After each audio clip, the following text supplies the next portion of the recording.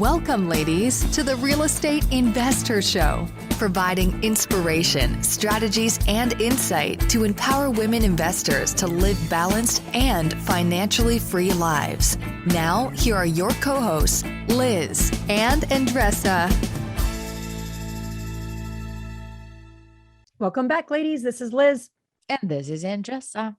Welcome back to the Real Estate Investor Show, where we are all about empowering women to live a financially free and balanced life. And you are back with us for a Minisode, where it's 10 minutes, around 10 minutes or less, episode where it's just on Jess and I, and we're kind of, doing a little back and forth, but we have a theme and giving you some insight into a topic. And the goal is that you take one action as a result of listening to this. Not a big action, but just something that moves the needle in getting you to live a financially free and balanced life. So that's what we got going on today. What are we talking about, Andressa?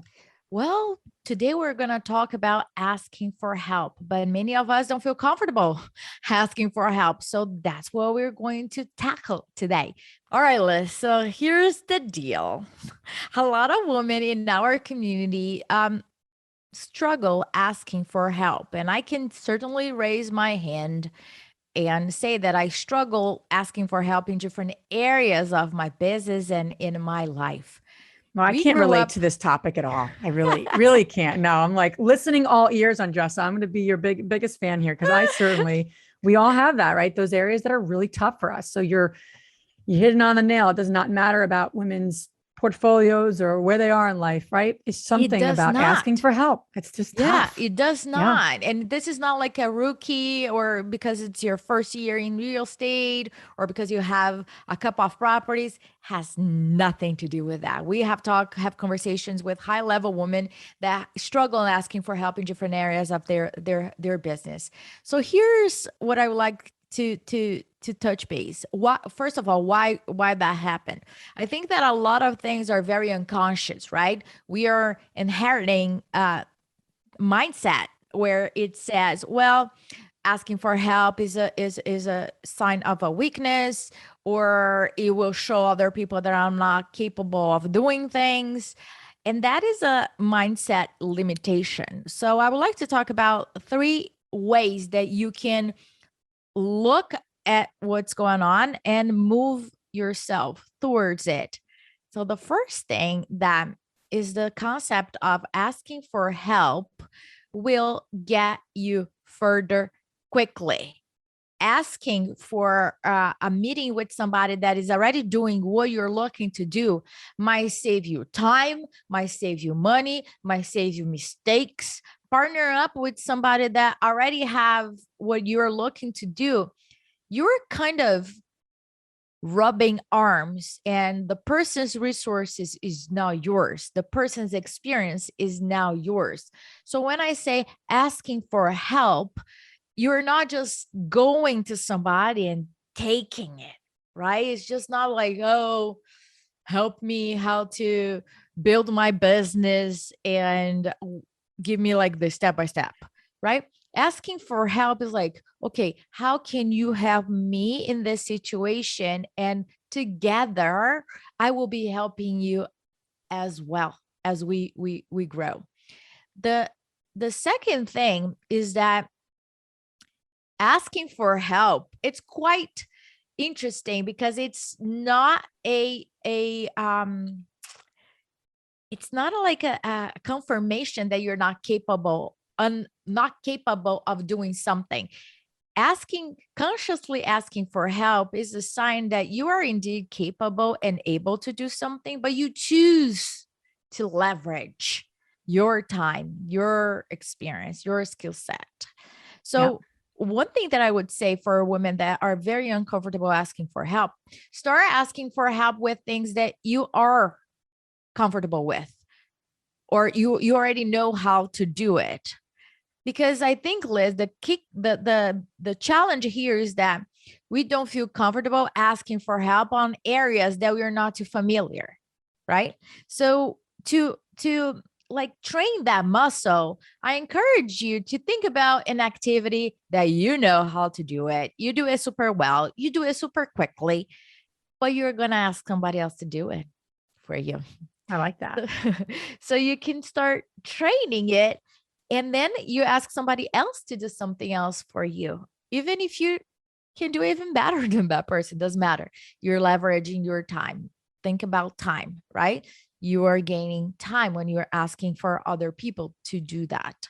And I'm talking about your family, your core team, anything that you can start asking for help. I think that when you start practicing that, you will become a habit for areas that you're not too familiar with and how you're going to approach that.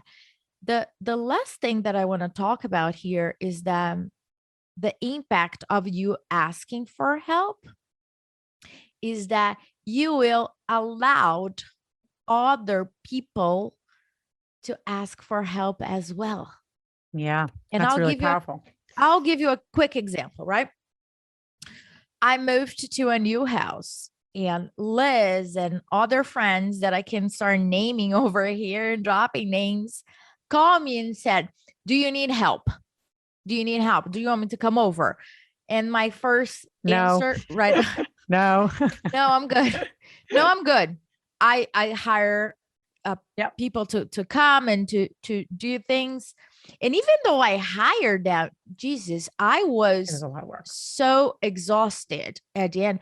I don't know if I ate. I don't know if I had water. Because you were like in the zone to go through that. And then I made a commitment with myself that next time that I move to my new house, that you guys going to be seeing progress pretty soon on our Instagram page. I'm going to say yes, even if it is somebody that comes and say, "Well, I'm just going to bring sandwiches for everybody," or "I'm going to make sure that, I don't know, your child is taken care of," whatever that help is. Because when I asked Liz when she was moving, guess what she said? "No, I'm good." Right? And I remember it was snowing when she was moving. Remember, Liz? It was snowing? Yeah. Yeah. In and October. I was like, oh my gosh.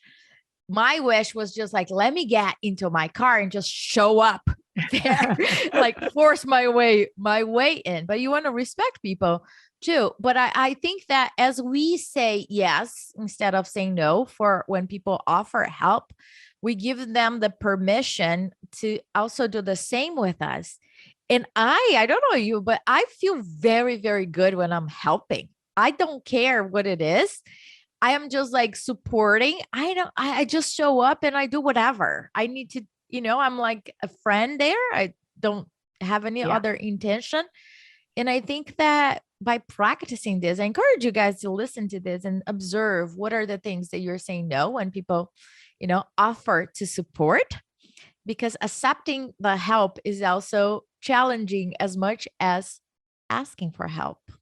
I love that. There's a lot to unpack there, because I think in a lot of ways, for us to create the life we continually want, it's inevitable that you leverage other people's time.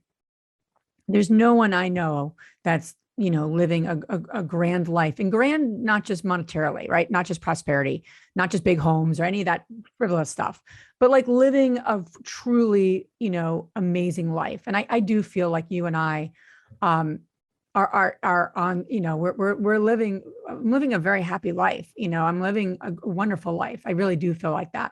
Some days, but most of the time I do. Yeah. And I feel like, though, for me to keep not even going bigger, but going deeper, for me to play out my best life, if you will, and continually get refined there, it's inevitable you have to leverage people's time. It's inevitable you're going to need help in so many different ways, in so many different areas. And I think you're right. It's like baby steps, but on a weekly basis. What are you doing that you can get some help? I mean, if you do not have a bookkeeper, honestly, ladies, get a bookkeeper. Come on, don't do your own bookkeeping unless it's like you love it. But even if you love it, I don't even care. But if you're a real estate investor and you're a bookkeeper, outsource the bookkeeping to someone. Get someone to help you there. I'm sorry, that's like the easiest thing to let go of. Yes. Personally, professionally, take one thing in your personal life that you can get some help with. Take one thing in your business that you can get some help with. Yes, and give permission for you to try getting help and see how you feel about it. You might be so surprised. You're like, I love this and I want to do more of it. And if it doesn't work, fine. You go back to whatever it fits your lifestyle, but give yourself permission to get help. So I hope this episode was helpful to you. And I want to hear from you. What do you think of it? When you want to hear more of it? Because this is a subject that we heard a lot in our Facebook community. So for all of you that are listening to us, we hear you. And that's why we want to bring all those topics to the front page per se. So thank you so much for listening, and we'll talk to you in our next episode. If you enjoyed this podcast and want to receive updates on our next interviews, go to our website, therealestateinvestor.com. There, you can subscribe to our show, become part of our investor community, and get updates on upcoming episodes. If you like our show, please share with other women who would benefit. And don't forget to leave us a rating on iTunes. We'd really appreciate it. And as always, we encourage you to take one action as a result of today's show and put it into motion so you can live both a financially free and balanced life. Thanks for spending time with us. Ciao.